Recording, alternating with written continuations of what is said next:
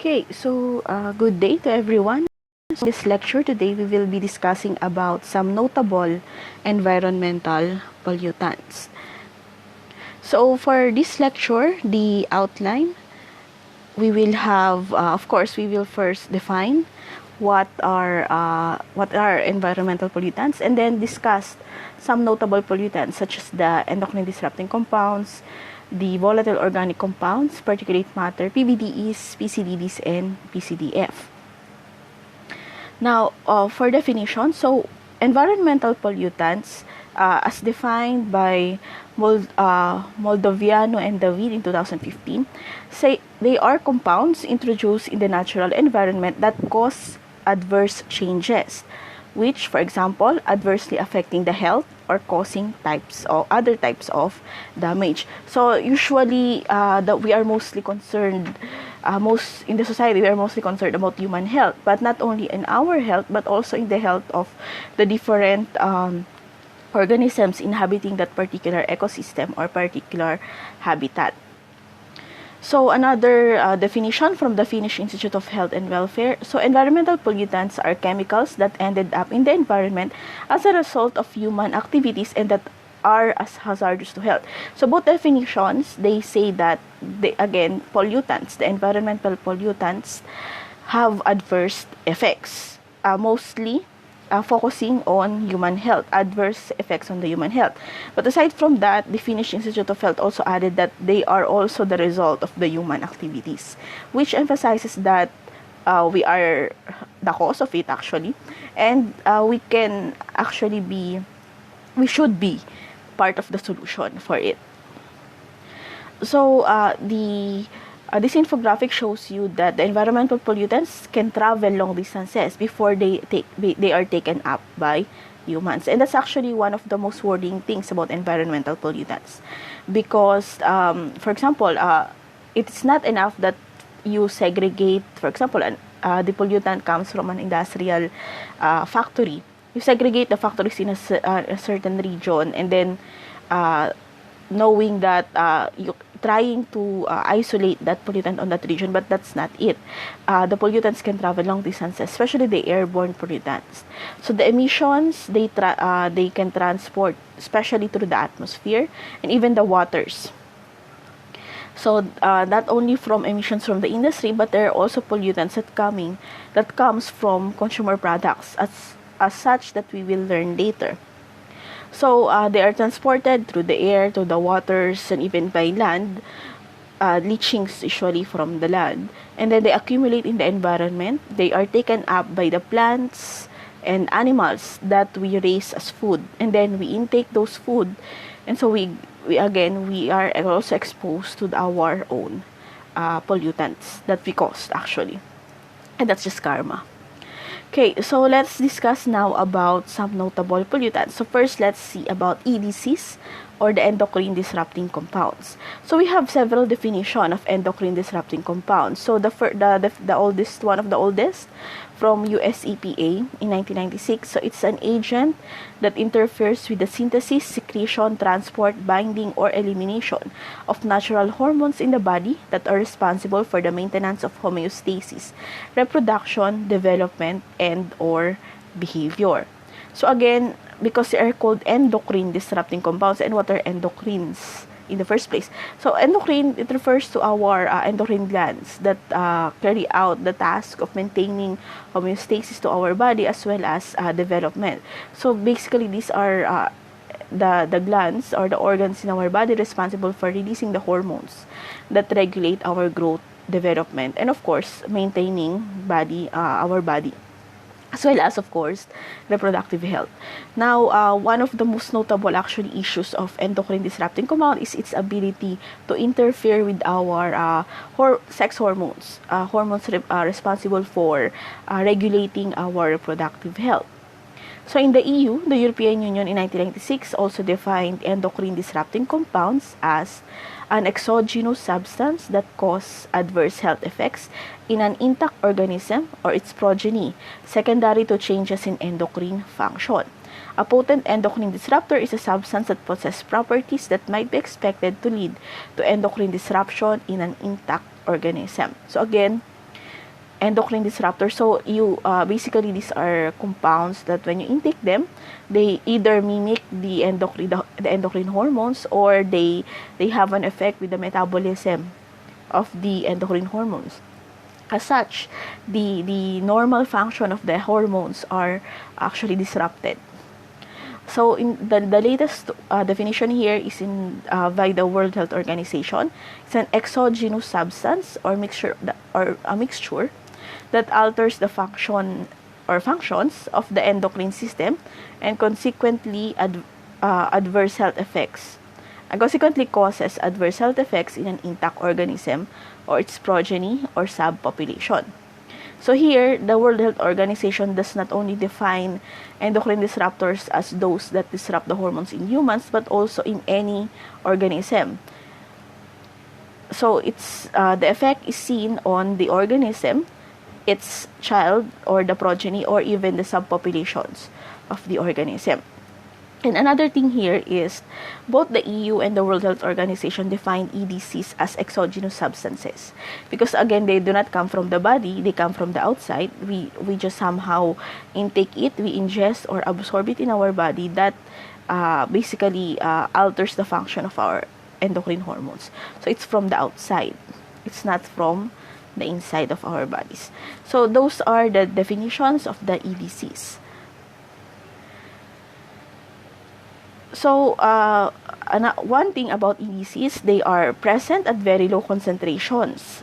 Usually, when you look at it in the environment, it's actually difficult to find because they are very low. They are present in low concentration, but even though they are present at very low concentration, that amount is enough to cause adverse effect to humans and other organisms living in that habitat. Actually, in the cases of in the fish ponds or in the basically bodies of water, there have been EDCs that were found, and they alter the reproductive health of the fishes, because some animals like fishes and some frogs, they can change their sex, their gender, based on which hormone is being produced in greater amount. So for example, a male fish can become a female.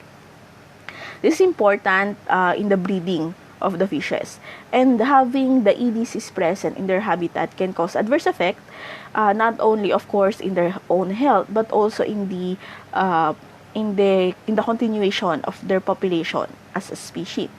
So basically, if the EDCs disrupt the production, let's say, of the hormone that induces the fish to become female, so basically the whole population might die out because they cannot produce females. So such things are cause the EDCs even at low concentrations.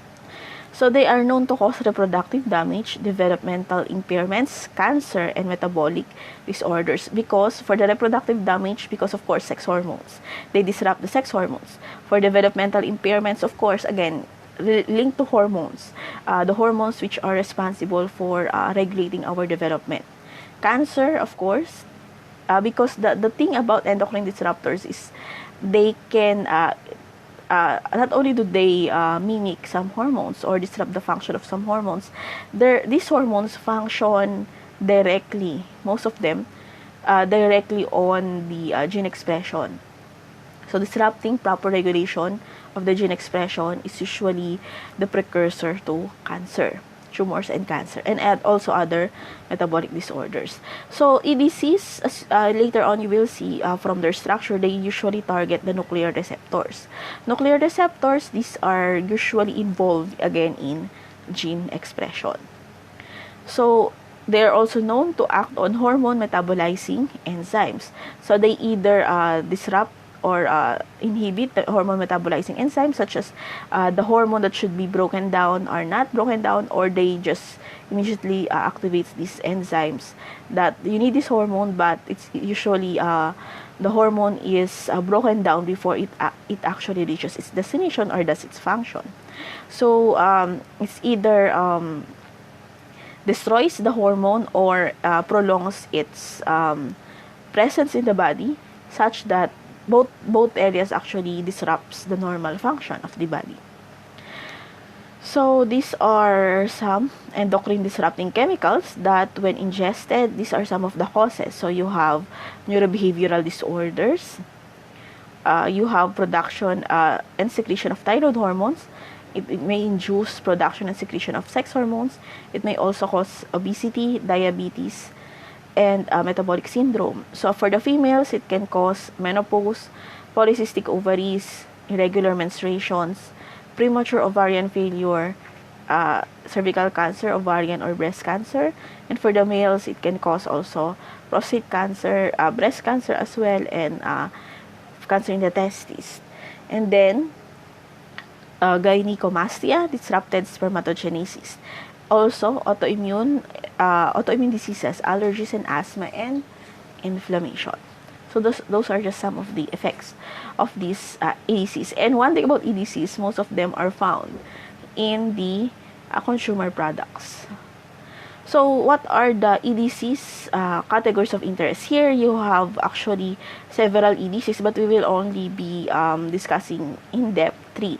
But some of the EDCs here, the phthalates, the flame retardants, phenols, PCBs, you have the pesticides, polyaromatic hydrocarbons, you have phytoestrogens, and of course dioxins. So let's look at phthalate esters first. So this is the structure of the phthalate ester. So it's an ester. So you have the OR, COOOR group here. So you have 2 esters. So basically, there are different classes of phthalate esters depending on the R group. But one thing in common is that they have your aromatic ring. Now, these are a class of widely distributed industrial chemicals used as plasticizers, mainly to soften PVC products. So basically, they are used in plastic productions. So if it's a PVC plastic, because PVC is actually a hard, by itself is actually a hard material. So if you are familiar with PVC pipes, it's actually a hard material. So in order to soften it, they add phthalate esters in the production. So there are a lot of those phthalate esters, or rather consumer products that contain phthalate esters. So they are used in building materials, household furnishings, clothing, medical devices, dentures, cosmetics, personal care products, pharmaceuticals, nutritional supplements, paint, nail polish, children's toys, glow sticks, food, dietary supplements, food packaging, automobiles, cleaning materials, and insecticides. Actually, they are very ubiquitous in our consumer products. And that's actually wording. I believe there has been some convention regarding phthalate esters in the industry. There's a move to limit the use of the phthalate esters. Now, let's move at BPA, bisphenols, and their family. So, these are BPE, BPF. So, if you look at the consumer products as the list of their ingredients, you can sometimes see BPA. Those are the bisphenols. So, again, this is the structure of the bisphenols. So, they have an alcohol group. They are phenyl groups. So, you have aromatic rings attached to aromatic groups. So, again, like the phthalates, they have aromatic rings. Actually, this is one of the characteristics of the EDCs, because of their ability to disrupt hormones. Actually, it contributes to their ability to disrupt hormones, because most hormones, especially the sex hormones, are aromatic. The sex hormones in particular, they contain the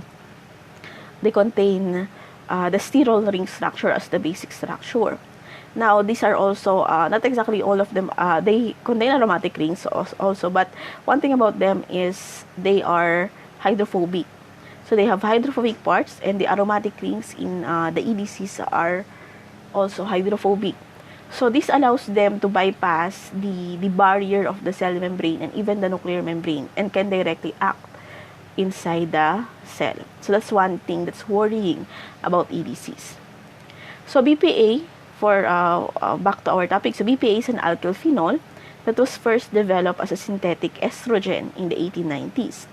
So it has been widely used for its cross-linking properties in the manufacture of polycarbonate plastics and epoxy resins. Again, we are seeing here it's used in the manufacture of plastics.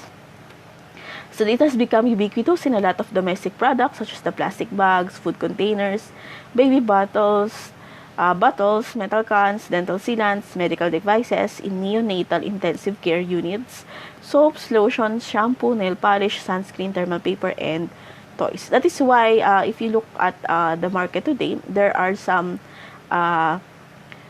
products that brag about being BPA free, because again, in the recent decades, it has been widely used in a lot of domestic products, and only now we are realizing its adverse effects to our health. So you have a move to substitute a different chemical to BPA that is not yet known to cause any adverse effect, but then who knows in the future. And then we have the parabens. So the parabens, again, as you can see here, you have a phenyl, or rather an alcohol group, and you have your ester here. So the parabens, again, and one in the defining characteristic, which is the aromatic ring. So the parabens are esters of p-hydroxybenzoic acid, PHBA. It was first used in the mid-1920s in drug products to avoid microbial contamination and prevent degradation of the active agent. Because basically these parabens have antifungal and antimicrobial properties. So they are widely used as preservatives in daily use products like moisturizer, toothpaste, hair shaving products, toiletries, food packaging, commodities, and industrial products. That is why in shampoos today, conditioners, and other products, in other personal care products, you can see here that there's a note that is paraben free, and among other chemicals that they say do not have, they have paraben free. So parabens, these are the parabens, which are endocrine disrupting compounds. So we will stop here this video here. So in the next video, we will be discussing about the other compounds, starting with volatile organic compounds.